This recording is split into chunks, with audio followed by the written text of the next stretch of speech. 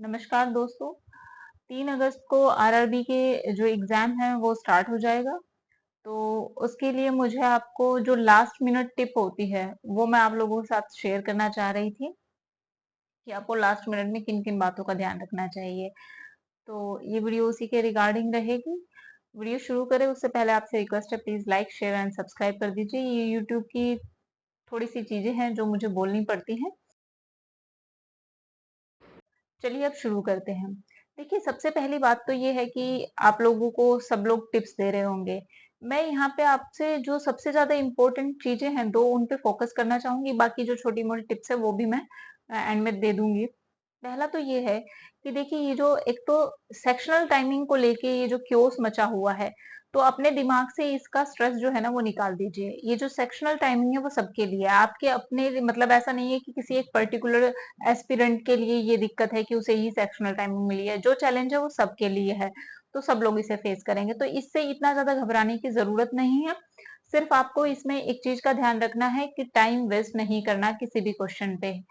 कई बार ऐसा होता है कि पजल हमें देखने से लगता है कि हमसे नहीं बनेगी, वो लेंदी पजल दी हुई होती है। प्रीलिम्स में अक्सर आईबीपीएस ये थोड़ी सी ट्रिक कर देता है कि वो लेंदी पजल देता है, ताकि है ना, कई बार बच्चे ऐसे सोचते हैं कि ये लेंदी पजल है, ये मुझसे नहीं बनेगी, पर वो इजी होती है। तो एक बारी पढ़ के पूरा देख लीजिए, किसी भी क्वेश्चन को ऐसे नहीं कीजिएगा कि भाई आपने पढ़ा नहीं है और सिर्फ अज्यूम कर लिया कि ये बहुत लेंदी सी पजल है, ये तो नहीं बनेगी, इसमें ऊपर ऊपर से देखा।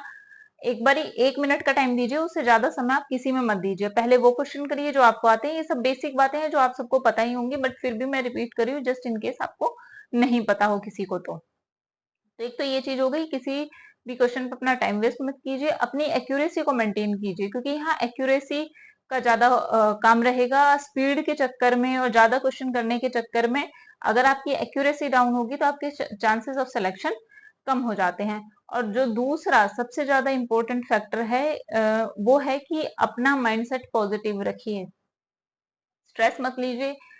अब ये 2-3 दिन जो भी रह गए हैं, इन दिनों में किसी को भी ये अलाउ मत कीजिए कि वो आपका मूड ऑफ कर सके, क्योंकि एग्जाम आपकी प्रिपरेशन एक तरफ सारी, पर अगर एग्जाम के डे वाले दिन आप कैसा महसूस कर रहे हैं ना, उससे बहुत ज्यादा फर्क पड़ता है।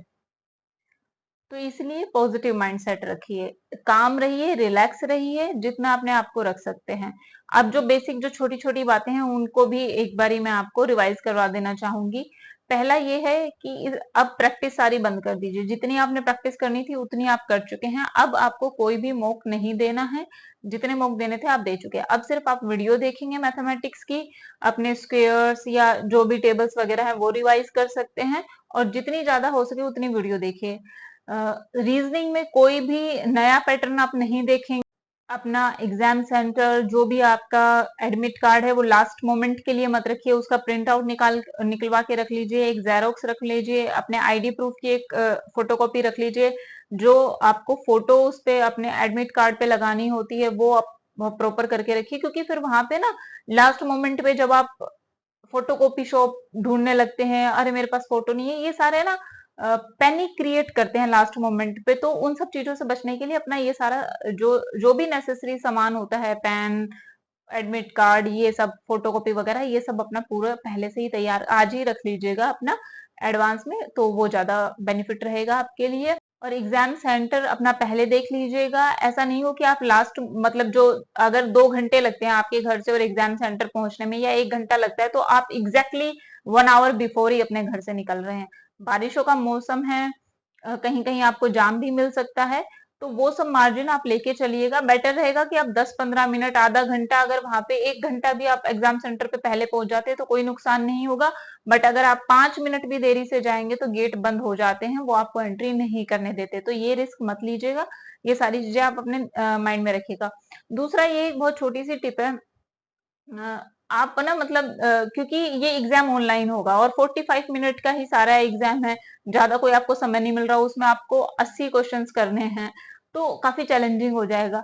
तो आप जितना हो सकता है कोशिश करिए कि आपका जो पेन है और माउस जो है ना वो आप एक ही हाथ में रख के चलाएं। मतलब ऐसा नहीं हो कि आप माउस जब यूज कर रहे हैं तो आपने पेन टेबल पे रख दिया, फिर आपको कैलकुलेशन करनी है तो फिर आप पेन उठा रहे हो, ऐसा नहीं होना चाहिए।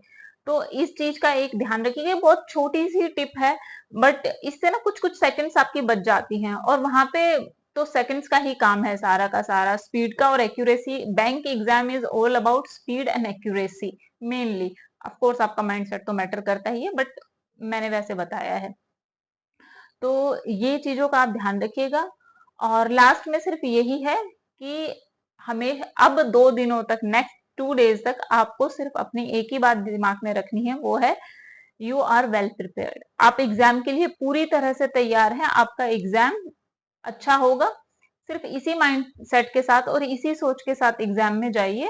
आई एम श्योर आपका एग्जाम जरूर से क्वालिफाई होगा, क्योंकि आपने अभी तक जो है, अगर आपने ईमानदारी से मेहनत करी है और आप पॉजिटिव एटीट्यूड के साथ जाते हैं एग्जाम में, तो रिजल्ट भी आपका फॉर श्योर पॉजिटिव ही होगा।